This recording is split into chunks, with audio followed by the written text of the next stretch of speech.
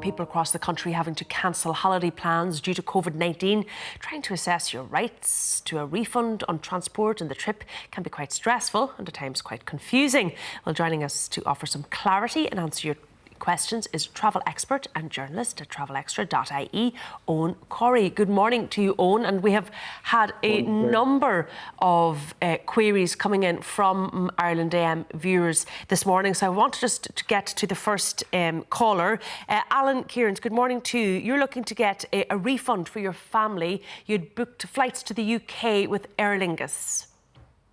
Yes, that's correct. We booked flights on Easter Monday to go to London. My son has lung problems and so has my wife. But we rang Aer Lingus to see if we could get a refund and we got nothing back. No reply, no nothing.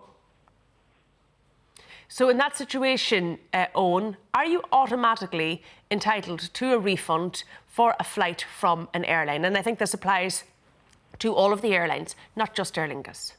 Not just Aer Lingus. It's very simple. If they cancel the flight, the legislation is that you're entitled to a refund. There is a time limit on it. You're supposed to get it within a certain period.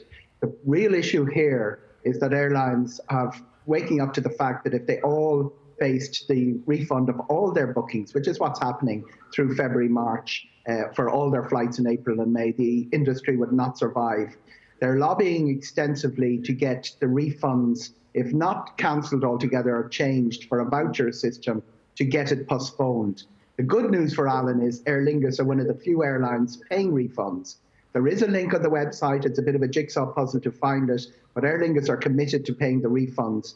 The real problem is the consumer legislation is very clear. You have to get a refund. The legislation has been overtaken by events, and 7 European countries have already accepted amendments to the legislation to push back the refunds. Nobody's actually saying you're not entitled to a refund. A lot of people are saying you get a voucher for a period of time. Aer Lingus are offering 110% vouchers, for instance, and at the end of that period, the refund kicks in. All right, so good news for you, Alan. It could take a while longer. You don't have to take the voucher. You are entitled to the refund as it stands in Ireland at the moment. Do you think that's going to change, Eoghan? Interesting one, EU 261, the airlines trotted off to Brussels and were told EU 261 still applies. As I say, 7 countries have now locally amended legislation that has to be approved by Brussels.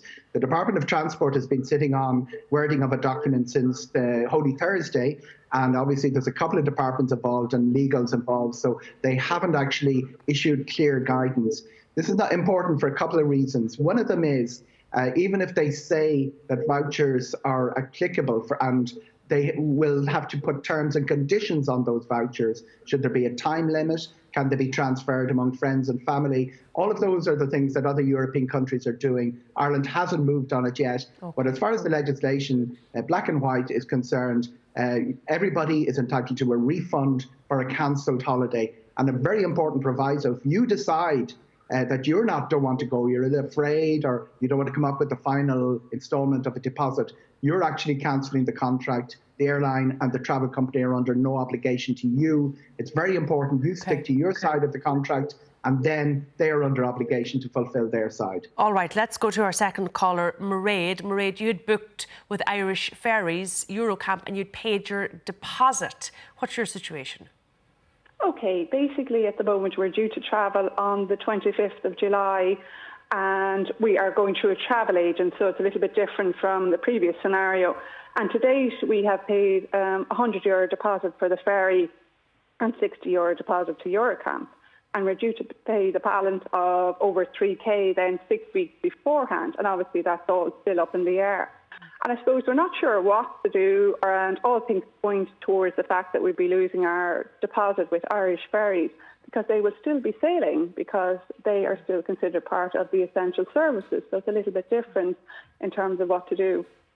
So what can you do there, Eoghan, where our caller was saying the ferry is still running, but the holiday in France mightn't be happening? What do? Do you just lose your deposit in that instance?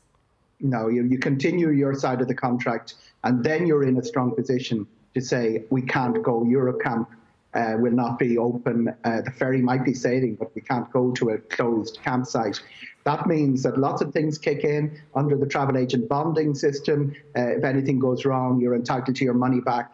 If your insurance, if you have an insurance policy that covers disruption, that can kick in. But the really important thing is, if you do say, I paid the deposit, I'm not paying the rest, and take that gamble, which is a gamble some people have to take. Household finances have changed massively throughout the country in the last months. But if you do that, you break the contract. If you pay your deposit, you're now in a position where they have to oblige you with a refund or a change of date. Those terms do not kick in unless you pay for your holiday first. Oh, so which actually brings us on to, I don't know if we have the next caller on the line at the moment. We do. Our next caller, you have paid half, basically, of the money required for a school trip for your daughter, and you're being told to pay up in full if you're going to get the refund for the first half. Is that correct? Yes, that's right. It was a school trip, and they were booked to go in May. The total cost was $500, $250 which had to be paid directly to the school, and $250 off the flights through a travel agent. Now, we had to pay a €100 deposit off the flights, and a balance of $150 was due. Now, before the balance was due, the holiday was actually cancelled due to the COVID-19. And then we got an email from the school stating that the travel agent had been in touch and said that all monies must be paid up front in order so that they could claim a refund. And if the monies weren't paid, no refund would be given whatsoever.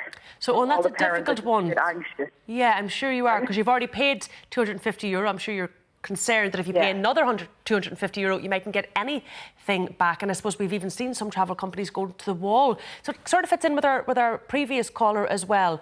Are you expected, Eoghan, to pay in total, even if it's cancelled, in order to be able to claim back the total amount? It's a confusing one. If you don't pay the balance, or for instance, in an airline situation, the flight is still going and you don't show, you are actually breaking your side of the bargain. But what you do, very simply, by paying the rest, is you push the onus onto them to refund you or find an alternative date. The school won't be organising the trip. A properly bonded travel agent and tour company will, which means the money will be coming back to you no matter what happens. It's unlikely that school trip will go ahead. It's pretty certain it won't. But if you say, I'm not paying the rest of it, you are now in a situation where as it would happen in normal times, you haven't completed the payments. Once they have the payments in hand, and remember, the travel agent doesn't have the money's being paid on to third parties, usually the airline and the hotel. The travel agent is now in a strong position to lobby to get everything back. That's the way it'll work. Okay. The travel agents will work on behalf of their customers throughout the country so that individually everybody won't have to chase hotels in Italy for refunds. All right, OK, I hope that's of some help. Very quickly, I want to go to Nicola on the line. Nicola, what is your issue? My issue is, I was due to fly the 15th of March to Lanzarote, and Aer Lingus got the option to reschedule it, which I did, to the 12th of April. And then on the 18th of March, when I was in, they cancelled it. And then when I went back, I rang them. I waited an hour on the phone.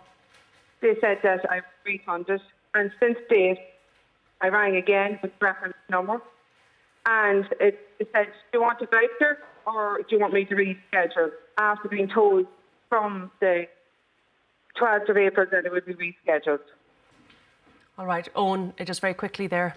What is your advice? Absolutely. The same situation applies. Airlines are stalling for time. Some EasyJet and British Airways have taken off the refund link off their website. Ryanair have emailed people this week saying, we're going to pay you, but it'll be quite a while. The refund are still in place. They'll do everything. They'll put all sorts of incentives for you, pressures is the wrong word, to reschedule or take a voucher, because that is how the airlines see as keeping that little bit of cash that they have to enable their survival. If you still want the refund, it's going to be there for you. But like I said earlier, there could be a wait, and the huge backlog that we're dealing with right across Europe is putting all the travel components of the travel industry under pressure. All right. Eoghan Corry, thank you for speaking to us this morning, and I hope he was able to shed some light for all of you viewers this morning who are having to cancel trips and holidays and flights.